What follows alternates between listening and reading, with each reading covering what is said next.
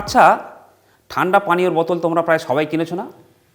কখনো ভেবে দেখেছো যে পয়সা দিয়ে কোল্ড ড্রিঙ্কসের বোতল কিনছো, অথচ বেশ কিছুটা কোল্ড ড্রিঙ্কস কম থাকে? এই যে আমরা হেড স্পেস এটাকে বলি, এটা কেন থাকে ভেবে দেখেছো কখনো?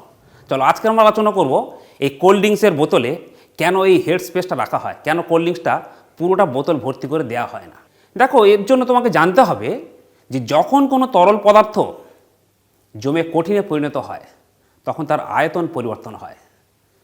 কোথাও সংকোচন হয়, কোথাও আয়তন বৃদ্ধি হয়।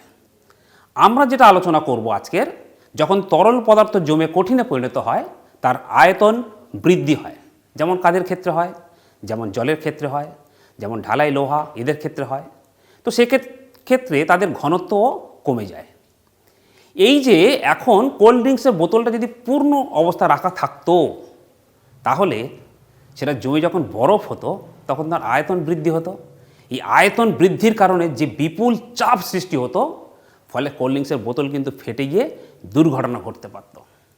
এই কারণেই কোল্ড ড্রিঙ্কসের বোতলে কিন্তু ওই হেড স্পেসটা রাখা হয়। মনে রাখবে, কখনো কিন্তু তোমরাও এমন ভুল করবে না যে কাঁচের বোতল বা কোনো বোতলে জল ভর্তি করে ডিপ ফ্রিজে রাখা যাবে না। কারণ ডিপ ফ্রিজে রাখলেই ওই জল জমে বরফে পরিণত হবে এবং আয়তন বৃদ্ধির কারণে যে বিপুল চাপ সৃষ্টি হবে, এর ফলে কিন্তু দুর্ঘটনা ঘটবে। এটাও তুমি জেনে রাখো, ঠিক একইভাবে এই যে পাহাড়ে ধস নামে, পাহাড়ের খাঁজে খাঁজে যখন জল জমে যায়, তখন কিন্তু সেই জল জমে যখন বরফে পরিণত হয়, সেই বরফের আয়তন বৃদ্ধির কারণে বিপুল যে চাপ সৃষ্টি হয়, তার ফলেও কিন্তু ধস নামে। এছাড়াও জেনে রাখো, শীত প্রধান দেশে যে গাড়ির রেডিয়েটার অথবা পানীয় জল সরবরাহের যে লাইন, সেই জলের পাইপলাইনও কিন্তু ফেটে যেতে পারে। যদিও তার সতর্কতামূলক কারণ হিসাবে তোমরা পরে জানতে পারবে, সেখানে বিশেষ রাসায়নিক পদার্থ মেশানো হয়, ইথিলিন গ্লাইকল।